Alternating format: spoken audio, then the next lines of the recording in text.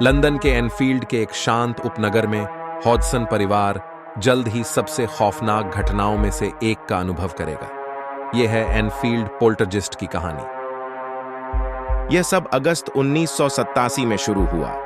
Peggy Hodson, 4 बच्चों की अकेली मां, इस छोटे से घर में अपने बच्चों के साथ रहती थी। अजीब घटनाएं तब शुरू हुईं जब उनकी 2 बेटियों जेनेट और मार्गरेट ने शिकायत की कि उनके बिस्तर अचानक हिलने लगे। जो शुरुआत में बच्चों की शरारत लग रही थी, वह जल्द ही कुछ भयानक रूप लेने लगी। आने वाले हफ्तों में घर में तेज खटखटाहट की आवाजें गूंजने लगीं। फर्नीचर खुद ही खिसकने लगे और चीजें बिना किसी के छुए इधर उधर फेंकी जाने लगीं। पड़ोसियों ने भी इन अजीब घटनाओं को महसूस किया और यहां तक कि पुलिस भी जांच करने आई। एक पुलिस अधिकारी ने यह दावा किया कि उसने अपनी आंखों से एक कुर्सी को बिना किसी के छुए कमरे में सरकते हुए देखा। लेकिन असली डरावनी घटनाएं 11 वर्षीय जेनेट हॉडसन के साथ शुरू हुईं, जो इस गतिविधि का केंद्र बन गई।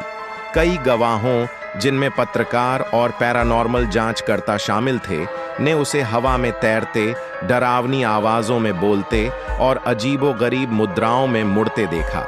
ये घटनाएं इतनी गंभीर थीं कि उन्होंने साइकोलॉजिकल रिसर्च सोसाइटी का ध्यान खींचा।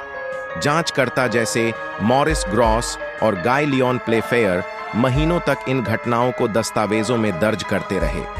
कुछ लोगों का मानना था कि यह सब एक धोखा था, लेकिन बहुत से लोग इसे सच्चा मानते थे। सबसे खौफनाक पलों में से एक था जब जेनेट ने एक बूढ़े आदमी की आवाज में बोलना शुरू किया। उसका नाम था बिल विल्किंस, जिसने इसी घर में सालों पहले दम तोड़ा था। जेनेट ने उसके जीवन और मृत्यु के बारे में ऐसी बातें बताईं जो उसे किसी भी तरह से पता नहीं हो सकती थीं।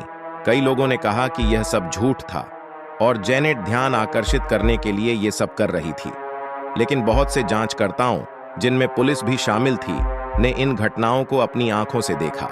यह डरावनी घटनाएं 1 साल से भी ज्यादा समय तक चलती रहीं, जिससे हॉडसन परिवार थककर चूर हो गया।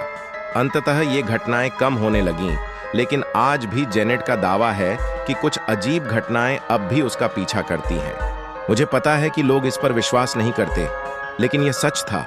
हम इसके काबू में नहीं थे, यह हमसे बाहर था। क्या एनफील्ड पोल्टरजिस्ट एक धोखा था, या यह पैरानॉर्मल गतिविधियों का सबसे प्रभावी मामला था? सच्चाई शायद कभी सामने न आ पाए, लेकिन हॉडसन परिवार के लिए यह डरावनी हकीकत थी।